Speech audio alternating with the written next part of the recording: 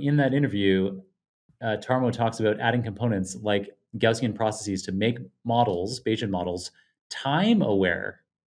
What Yeah. does that mean? And what are the advantages and potential pitfalls of incorporating advanced features like time awareness into Bayesian models? I love Gaussian processes. And actually, just sent you also a blog post we have on the PyMC Labs website by Luciano Paz about how to use Gaussian processes with spatial data.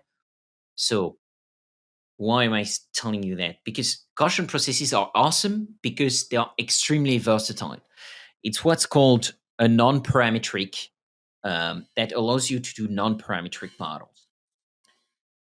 What does that mean? It means that instead of having, for instance, a linear regression where you have a functional form that you're telling the model, I expect the relationship between x and y to be of a linear form, y equals a plus b times x. Now, what the Gaussian process is saying is, I don't know the functional form between x and y. I want you to discover it for me. So that's one level up, if you want, in the abstraction. And so that's saying y equals f of x, find which x it is.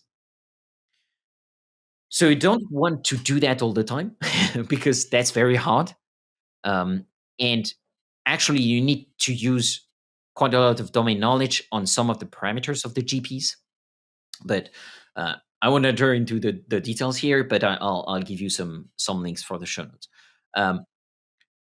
But something that's very interesting to apply GPs on is, well, spatial data, as I just mentioned, because you don't really know in a plot, for instance, so not a plot, a graph, but a plot, a field plot. There are some interactions between where you are in the plot and the crops that you're going to plant on there. But you don't really know what those interactions are. Like it interacts with the weather, also with a lot of things, and you don't really know what the functional form of that is.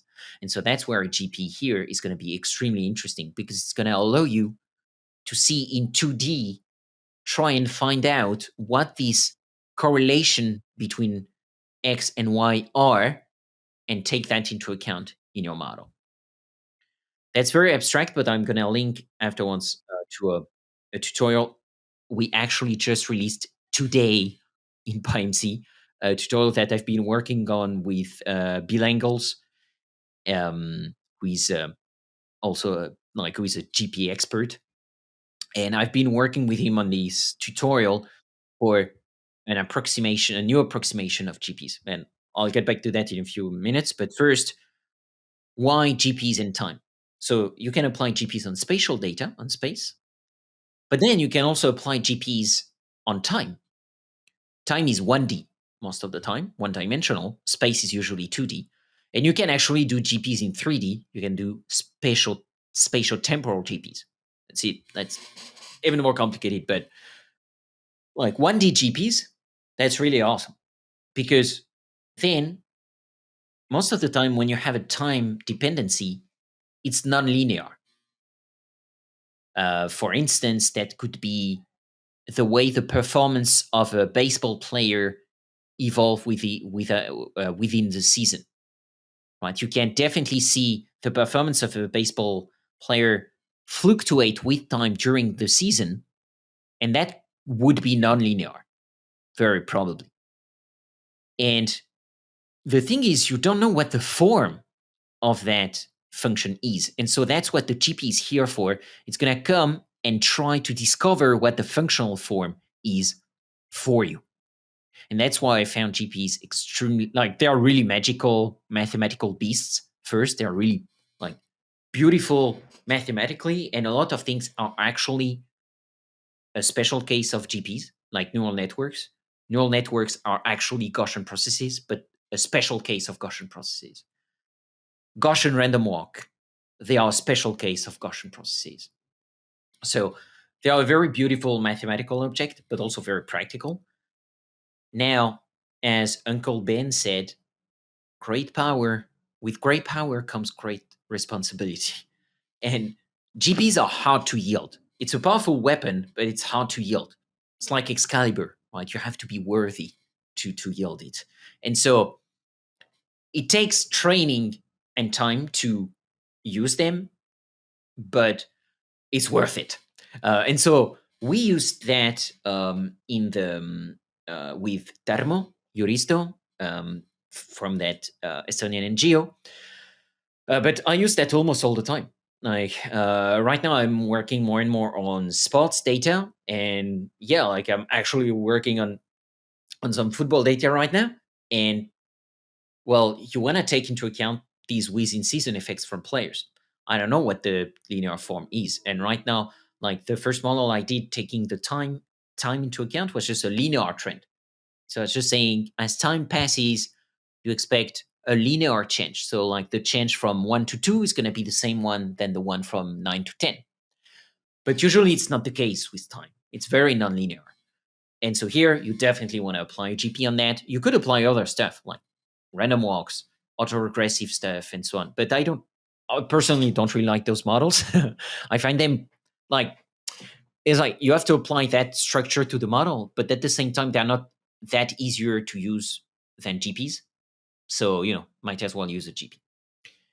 And I'll end this very long answer with a third point, which is now it's actually easier to use GPs because there is this new decomposition of GPs that's called Hilbert space decomposition, so HSGP. And that's basically a decomposition of GPs that's like a dot product. So kind of a linear regression, but that gives you a GP. And that's amazing because GPs are known to be extremely slow to sample because it's a lot of matrix multiplication, as I was saying at some point. But with HSGP, it becomes way, way faster and way more efficient. Now, you cannot always use HSGP. There are caveats and so on. But Bill and I have been working on this tutorial that's going to be in 2 parts. The first part was out today, and I'm going to send you the links for the show notes here in the chat we have. That's up on the PyMC website. If you go, that's called HSGP first steps and reference. And we go through why you would use HSGP, how you would use it in PyMC, and the basic use cases. And the second part is going to be the more advanced use cases. Bill and I have started working on that, but it's always taking time to develop good content on that front. But yeah, like we're getting there, and it's open source, so we're doing that on our free time, unpaid. So that always takes a bit more time, but we'll get there.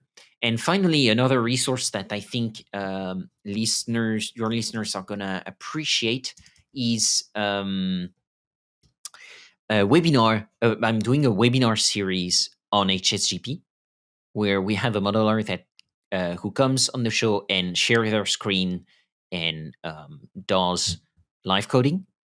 And so the first part is out already. I'm gonna send you that for the show notes. I had Juan Orduz on the show, and he went into the first part of how to do HSGPs and what are even HSGPs from a mathematical point of view, because Juan is a mathematician. So yeah, like I'll end my very long, passionate rant about GPs here. But long story short, GPs are amazing, and that's a good investment of your time to be skillful with GPs.